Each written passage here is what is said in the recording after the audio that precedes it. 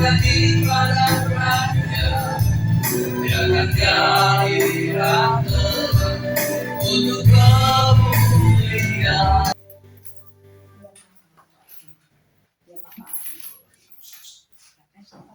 Baik, kita tenangkan hati kita. Kita akan mendengarkan kebenaran firman Tuhan. Kita akan belajar bersama. Kita berdoa. Kami bersyukur kepadamu Tuhan, buat kasih setiamu di dalam hidup kami. Tuhan, izinkan kami menikmati napas kehidupan di Shalom teman-teman. Shalom. Terpuji nama Tuhan karena kasih setianya. Hingga pada saat ini Tuhan izinkan kita melaksanakan ibadah di tempat ini. Sebagai rasa syukur dan terima kasih kita akan boleh belajar bersama di tempat ini sebagaimana kebenaran firman Tuhan yang akan kita pelajari. Baik, mungkin teman-teman pernah mendengarkan ungkapan bahwasanya kasih itu memberi. Dari Ulangan 15 ayat 6 sampai 11. Maaf ya teman-teman, tidak ada di Alkitab kita. Tapi saya akan baca buat kita. Dari Ulangan 15 ayatnya yang 6 sampai ayatnya yang 11. Saya akan baca buat kita.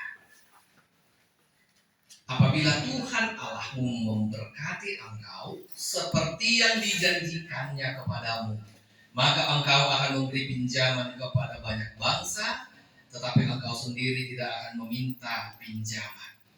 Engkau akan menguasai banyak bangsa, tetapi mereka tidak akan menguasai engkau.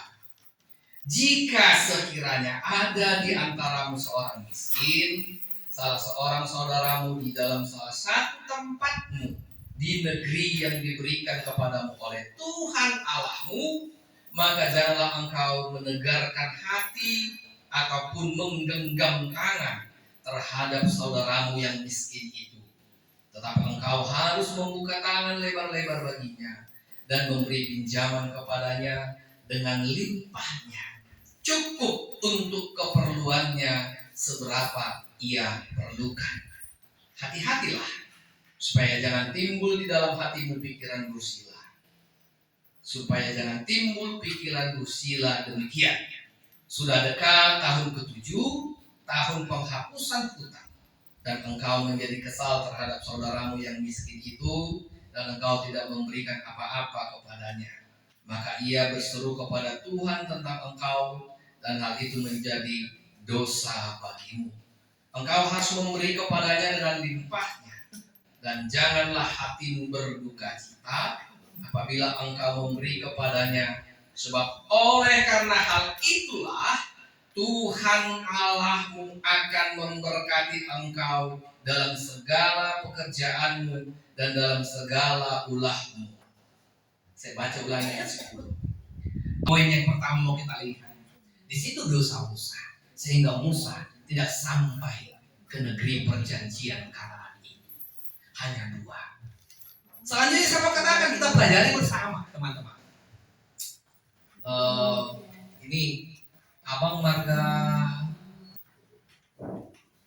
atau kita yang ada di tempat ini, yang kita tahu Taurat Tuhan itu ada berapa? Itu yang kita tahu. Disimpulkan Taurat Tuhan itu di dalam 2 loh batu adalah 10. Tetapi Taurat itu kan perintah dan larangan. Bukan hanya 10 perintah dan larangan, tetapi ada 613 totalitas susunan kehidupannya. Kromosom tubuhnya ini diperintahkan melakukan kebaikan dan setiap hari dilarang melakukan kejahatan. Itulah hukum Taurat itu.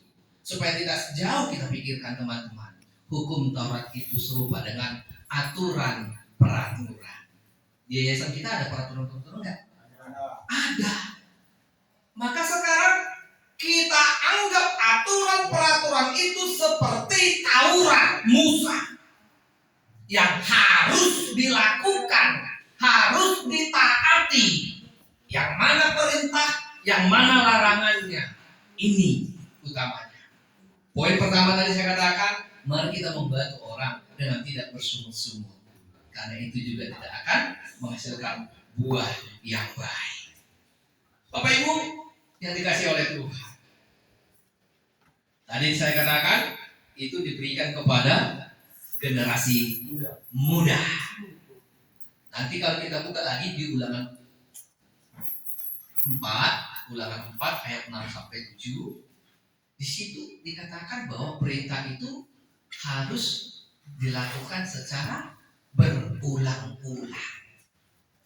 Memberikan nasihat itu, makanya saya percaya Pak Eko di tempat ini berulang-ulang mengingatkan kita supaya tidak jatuh ke dalam dosa yang sama, supaya tidak mengulangi kesalahan-kesalahan yang serupa. Nah, di situ yang mau kita lihat. Yang poin kedua mau kita lihat, supaya kita tidak terlalu lama, kita akan belajar mulai dari ayatnya yang ke-6. Sesungguhnya ayat ke-6 ini adalah kelanjutan daripada ayatnya yang ke-4 dan ayatnya yang ke-5. Ada dikatakan di ayatnya yang ke-6, apabila Tuhan Allahmu, apabila. Kalau dikatakan apabila berarti belum, ya, belum terjadi. Apabila Tuhan Allahmu memberkati engkau. Waduh. Apabila Tuhan Allahmu memberkati engkau. Saya baca ayatnya yang ke-4. Ini adalah kelanjutan dari ayat 4 dan ayatnya yang ke-5. Dikatakan ayatnya yang ke-4, maka tidak akan ada orang miskin di antaramu. Bang Rahman atau teman-teman silakan buka dulu di Matius 5 ayat 3. Kita akan membuat perbandingan karena selalu berulang-ulang berkatnya di sini. Allah berjanji akan memberkati Abraham, Yakub, Ishak. Lalu pada kesempatan ini ia berjanji lagi memberkati generasi muda bangsa Israel yang keluar dari perbudakan. Dia juga berjanji memberikan berkatnya bagi kita hingga pada saat ini. Firman Tuhan, berbahagialah orang yang miskin di hadapan Allah, karena mereka yang mempunyai kerajaan surga. Amin. Kita berdoa. Terima kasih Tuhan buat kasih setiamu di dalam hidup kami. Hingga pada saat ini Tuhan izinkan kami untuk belajar bersama kebenaran firman-Mu. Doa dan bersyukur. Amin.